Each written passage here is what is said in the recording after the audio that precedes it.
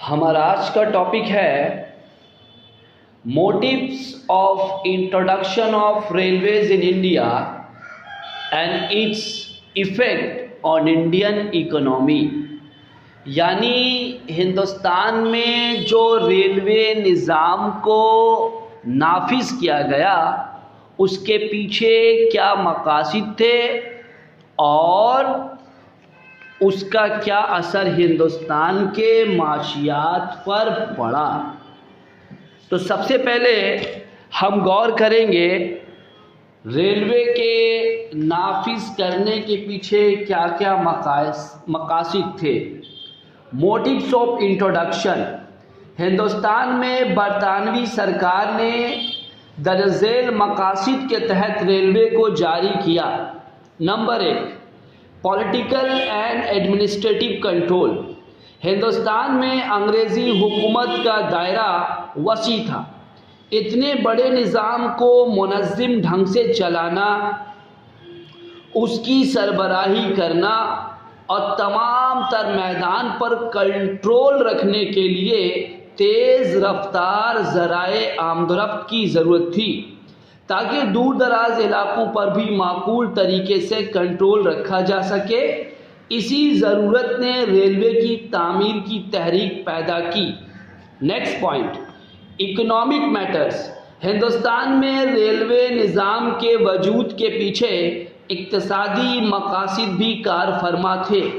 اس زمانے میں برطانوی نظام کے تحت صنعتیں فروغ پا رہی تھی.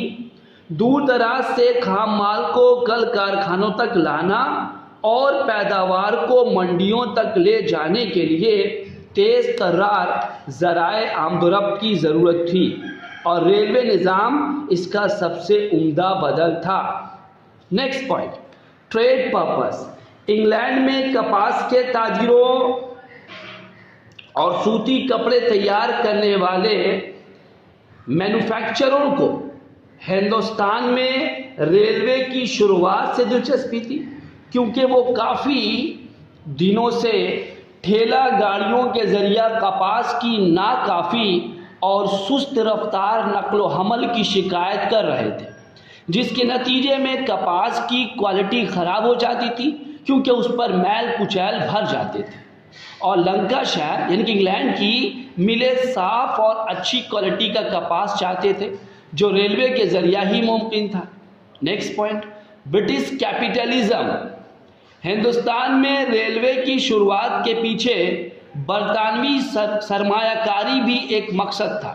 اس میں برطانوی اضافی سرمایہ کی محفوظ اور منافع بخش سرمایہ کاری کا موقع مل رہا تھا. ریلوے ہی وہ پہلا میدان تھا جس میں ہندوستان میں پہلی برطانوی سرمایہ کاری کی گئی تھی. Next point, to suppress uprisings and revolts. Railway کی شروعات کے پیچھے برطانوی سامراج کی فوجی مقصد بھی پوشیدہ تھی. ہندوستان کے کسی نہ کسی علاقے میں اکثر برطانوی حکومت کے خلاف بغاوتیں عام بات تھی.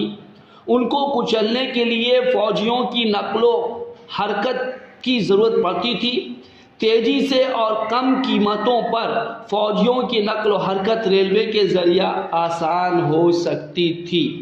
یہ تمام مقاصد تھے ہندوستان میں ریلوے نظام کو نافذ کرنے کے پیچھے. اب ہم غور کرتے ہیں کہ اس نظام کا ہندوستان کی معیشت پر کیا اثر پڑا.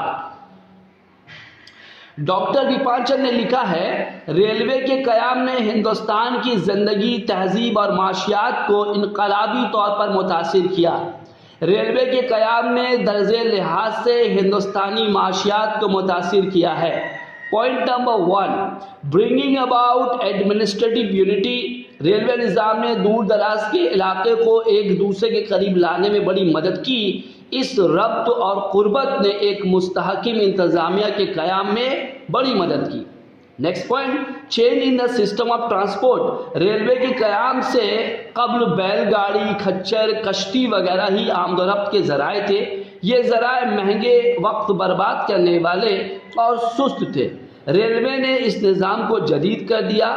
اس نے انسانوں اور چیزوں کی آمد و رفت کو تیز اور سستا کر دیا. اس نے ملک کی آمد و رفت کے ذرائع میں انقلاب برپا کر دیا. نیکسٹ پوائنٹ، انٹرنیشنل مارکیٹ، آمد و رفت کے ذرائع میں تبدیلی نے ملک کی زراعتی نظام میں تبدیلی لے آئی۔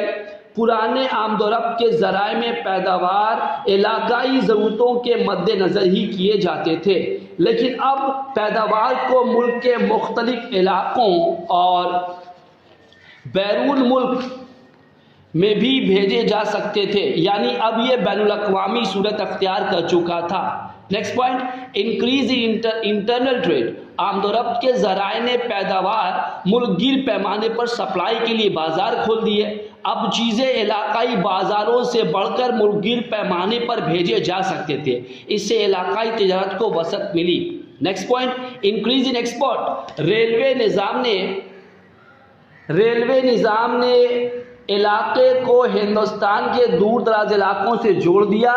اب سوتی، ریشم، جوٹ، چمڑا، گیہوں، چینی، چائے، تلہن وغیرہ بندرگاہوں تک پہنچ جاتے تھے اور درآمدات میں بھی آسانی پیدا ہوئی۔